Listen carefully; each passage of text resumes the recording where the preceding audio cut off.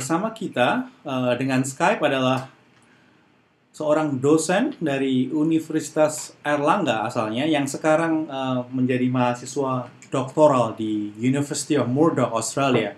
Jadi namanya adalah Airlangga Pribadi. Jadi apa kabar Bung Airlangga? Baik, Bung Peter. Jadi Anda baru saja mengirimkan membuat surat terbuka ini untuk Prabowo Subianto. Jadi ke pemirsa Kabari, Anda bisa jelaskan nggak kira-kira poin-poin yang Anda tuliskan di surat itu? Banyak yang mungkin nggak suka baca, tapi pengen dengarkan dari Anda langsung. Silakan. Sebelum saya menjelaskan tentang poin-poin dari surat tersebut, saya akan bicara tentang apa tujuan dari penulisan surat tersebut. Ya, silakan. Penulisan surat terbuka terhadap salah satu calon presiden Prabowo Subianto itu pertama-tama sebetulnya didasari oleh kehendak untuk membangunkan kesadaran politik dari seluruh rakyat Indonesia terhadap jejak langkah dari salah satu calon presiden di Indonesia. Jadi sebetulnya itulah kenapa surat ini saya tuliskan sebagai sebuah surat terbuka, tidak kemudian langsung sebuah surat tertutup kepada yang bersangkutan. Karena audiensnya bukan hanya pada calon presiden Bapak Prabowo Subianto, tapi juga kepada seluruh rakyat Indonesia yang pada tanggal 9 Juli nanti akan memilih dalam pemilihan presiden. Gitu.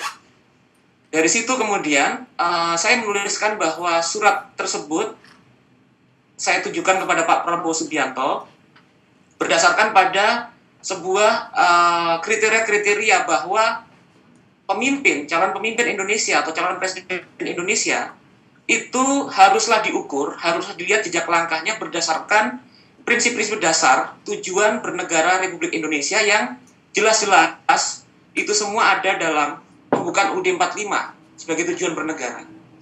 Yaitu pertama, tujuan bernegara untuk melindungi segenap bangsa Indonesia dan seluruh tumpah darah Indonesia, memajukan kesejahteraan umum, mencerdaskan kehidupan bangsa, dan ikut melaksanakan ketertiban dunia berdasarkan kemerdekaan, perdamaian abadi, dan keadilan sosial. Nah, dari tujuan pertama bisa kita lihat bahwa melindungi segenap bangsa Indonesia dan tumpah darah Indonesia.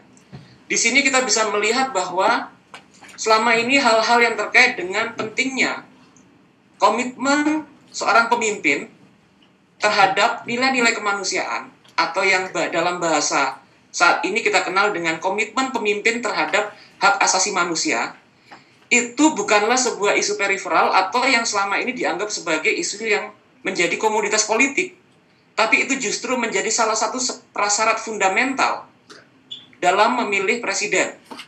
Karena kemudian bagaimana kita memilih presiden yang tidak peduli terhadap persoalan HAM, sementara tujuan pertama dari Republik Indonesia berdiri itu adalah melindungi segenap bangsa Indonesia dan seluruh tumpah darah Indonesia.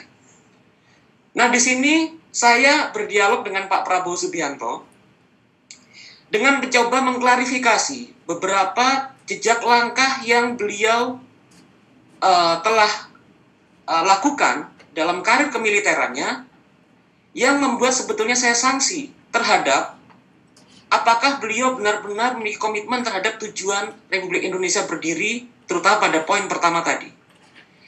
Pertama misalnya saya lihat bahwa dari beberapa bahan pustaka yang saya dapatkan, pada saat di Timur Timur, menurut rujukan tulisan dari Bapak Profesor Ingo Wandelt, bahwa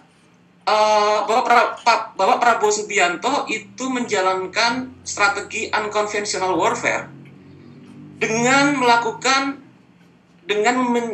membiayai dan membentuk milisi-milisi sipil. Yang di sana kemudian milisi-milisi sipil tersebut pada kenyataan selanjutnya itu kemudian melakukan tindakan-tindakan yang justru mengganggu ketertiban dari masyarakat di Timur Timur pada waktu itu di Dili pada saat malam hari dan menebarkan teror dan kebencian. Nah, disinilah sebetulnya saya sanksi. Apakah seperti itu yang sebetulnya menjadi strategi dan bagaimana kemudian apabila strategi ini menjadi track record kita yang dilakukan, apakah Bapak Prabowo Subianto kemudian menjalankan strategi pertahanan yang berdasarkan pada rasa ketakutan dari masyarakat sipil?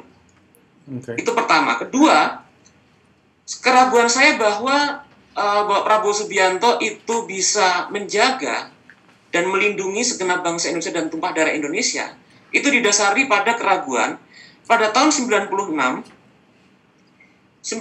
akhir itu dengan aliansi politik yang dibangun oleh Bapak Prabowo Subianto seperti yang dicatat oleh Robert Hefner, aliansi-aliansi politiknya mendorong, memprovokasi perasaan anti kelompok-kelompok yang dipandang minoritas, seperti anti Tionghoa, anti non-Muslim, terus kemudian yang menjadi musuh bersama itu bukanlah Soeharto, tapi adalah kelompok-kelompok yang memiliki perspektif yang merupakan bagian dari identitas minoritas, dan berbagai hal lain yang sebetulnya ini bisa menjadi bensin bagi tumbuhnya keresahan sosial atau justru pada tindakan-tindakan yang mencerminkan karakter fasisme dari masyarakat.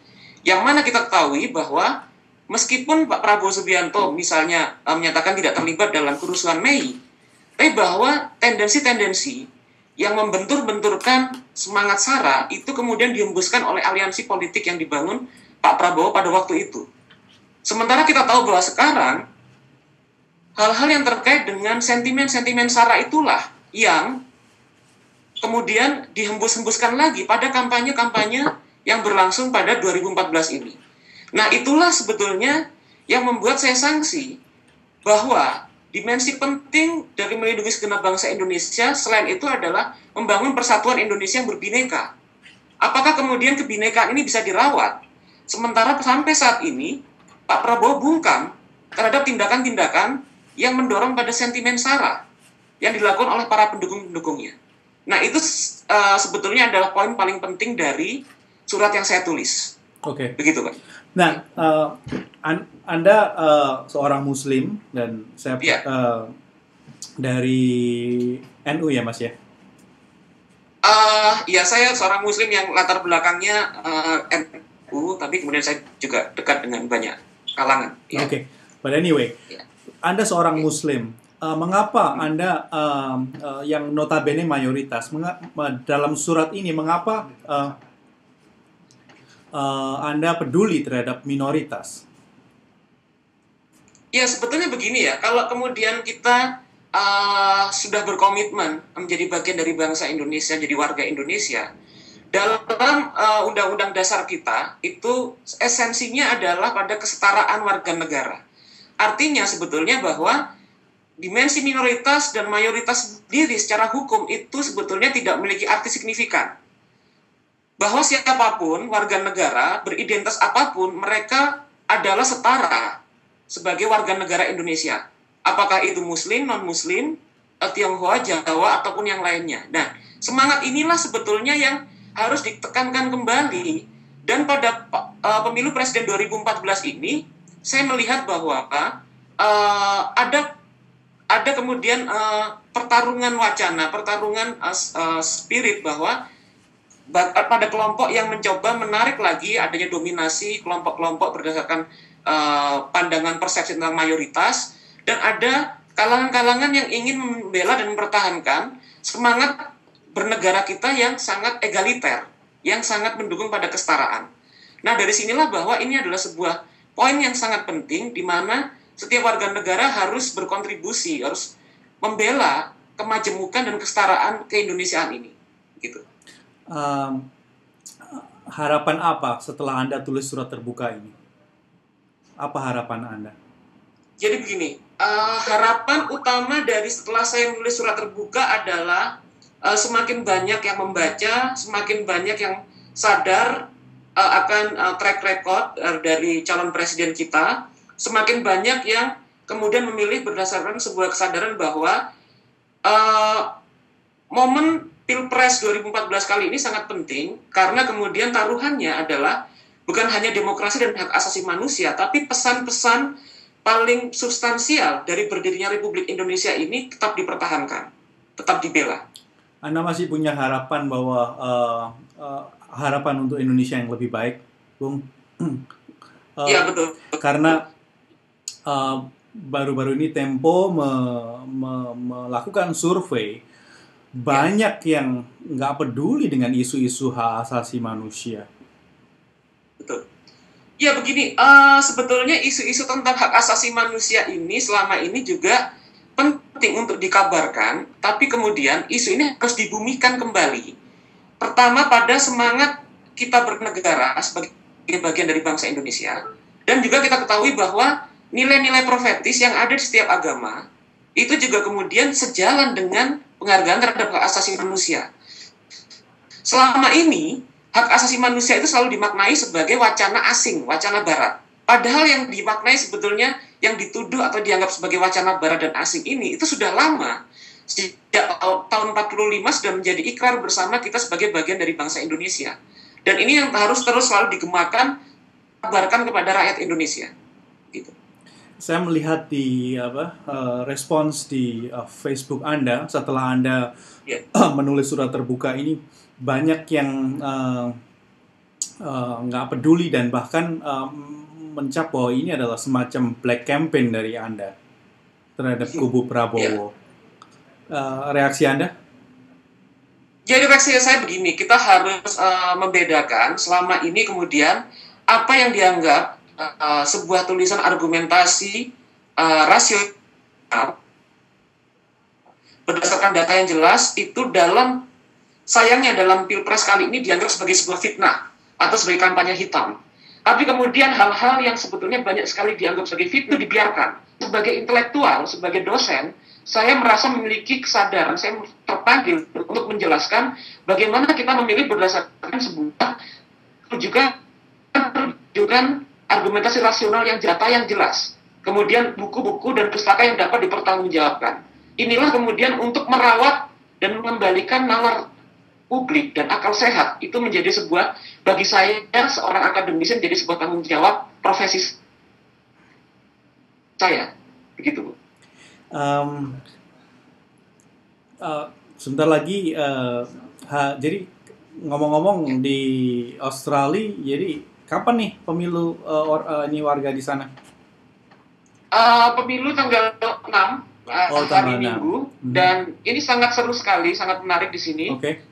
Untuk menyambut pemilu tanggal 6 ini, nanti tanggal 5 kita akan berdialog bersama antara masing-masing kubu, antara kubu yang mendukung Prabowo Subianto ataupun kubu yang mendukung Pak Jokowi. Di sini kita akan berdiskusi, berdialog, dan saling mengklarifikasi dengan santun dan beradab gitu kira-kira. Oke. Nah, ini kembali ke serunya pemilu warga Indonesia di Australia. Anda membuat satu foto itu anti-fasisme. Anda bisa jelasin nggak itu? Jadi kira-kira aspirasi Anda yang tolak fasisme. Anda aspirasi Anda kira-kira gimana? Ini kan sebentar lagi ini kan dari hasil survei kan antara Prabowo dengan Jokowi kan sangat tipis sekali nih sekarang. Prabowo mungkin aja menang. Nah, ini gimana? Anda bisa bagaimana kalau nantinya Pak Prabowo bisa menang nih? Anda menolak fasisme di sini.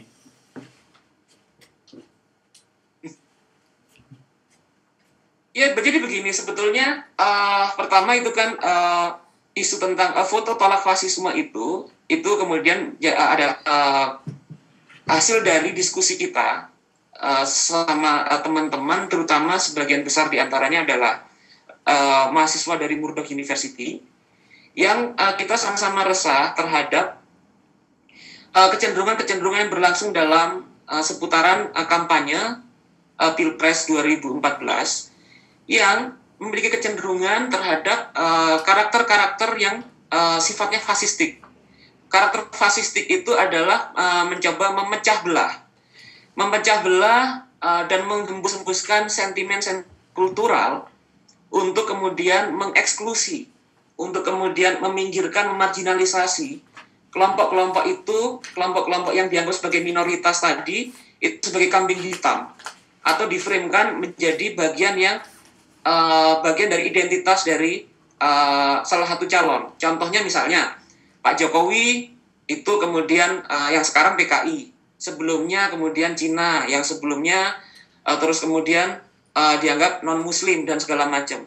Jadi sebetulnya ini adalah kampanye-kampanye yang sangat tidak sehat, yang sebetulnya mengingatkan kita pada model-model fasistik yang berlangsung di banyak tempat. Misalnya di Jerman pada saat Hitler itu kemudian menampilkan kelompok Yahudi itu sebagai kambing hitam, atau kemudian misalnya isu sentimen-sentimen fasisme ini juga berkembang juga di Eropa, misalnya pernah berlangsung di Prancis. Kita tahu pada tahun 2002 misalnya Jean-Marie Le Pen itu tampil dengan mengangkat identitas sentimen keperancisan dan melawan kelompok-kelompok imigran.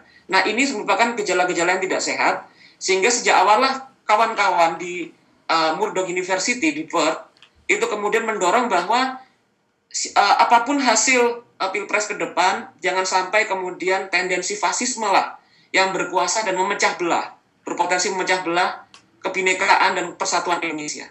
Gitu. Okay.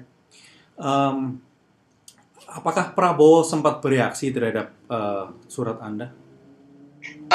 Saya tidak tahu kalau Pak Prabowo bereaksi atau tidak, tapi kemudian yang kita tampilkan misalnya, yang kita lihat di beberapa media itu adalah penolakan terhadap isu-isu atau kemudian isu-isu atau kemudian penolakan terhadap fasisme yang coba kawan-kawan gulirkan kemarin sebelumnya. Nah, ini sebetulnya juga kita lihat tidak ada klarifikasi yang jelas. Dari satu sisi, kelompok-kelompok di tingkat bawah, kelompok-kelompok yang bisa dikatakan bagian dari tim kampanye, itu kemudian tetap menghembuskan isu-isu sara, isu-isu kemudian berbasiskan golongan, berbasiskan pada pengkambing hitaman kelompok-kelompok identitas kultural tertentu. Tapi di sisi yang lain kemudian kelompok yang sama juga kemudian menolak itu. Tidak ada klarifikasi yang jelas dan tidak ada kemudian tindakan-tindakan tegas terhadap kalangan-kalangan yang melakukan bentuk-bentuk kampanye-kampanye yang berdasarkan sara dan fasis tadi. Nah, disinilah kemudian kita harus mendorong bahwa ini menunjukkan karakter kedua yang membongkar sebetulnya tidak ada ketegasan dalam karakter yang selama ini dicitrakan sebagai citra yang tegas dari Pak Prabowo. Kalau kemudian beliau adalah tokoh pemimpin yang tegas, pemimpin yang membela dan mempertahankan kemajemukan dan kebinekaan Indonesia, mestinya ada sanksi yang tegas, mestinya ada penolakan yang tegas terhadap beberapa komponen-komponen dari kampanye strategi Black Campaign yang dilakukan terhadap kubu Pak Jokowi. Nah, ini tidak dilakukan. Gitu. Oke, ini terakhir. Ya. Anda punya pesan apa ini sebelum warga Indonesia di seluruh dunia akan ikut pemilu nih tanggal 9 Juli? Ya, jadi begini. Pertama bahwa pemilu 2014 kali ini adalah momen politik yang sangat menentukan. Kita tidak hanya memilih presiden selama 5 tahun ke depan, tapi kemudian kita memilih pemimpin yang pertaruhannya adalah demokrasi dan tujuan bernegara Republik Indonesia yang sejalan dengan semangat-semangat kemanusiaan dan demokrasi. Kesalahan kita dalam membaca jejak langkah, kesalahan kita dalam membaca tujuan-tujuan bernegara dan siapa yang ada di belakang kekuatan-kekuatan politik yang bertarung dalam pilpres ini, itu akan menentukan. Bisa jadi kita akan balik setback ke belakang, ke 16 tahun yang lalu, atau kemudian ketika kita benar-benar melihat jejak langkah tersebut, kita bisa setidaknya mempertahankan pencapaian demokrasi yang saat ini sudah kita raih. Gitu. Oke, Bung Angga, terima kasih banyak untuk wawancaranya. Selamat memilih tanggal 6 Juli ya di Australia. Salam dari San Francisco. Salam dari Perth.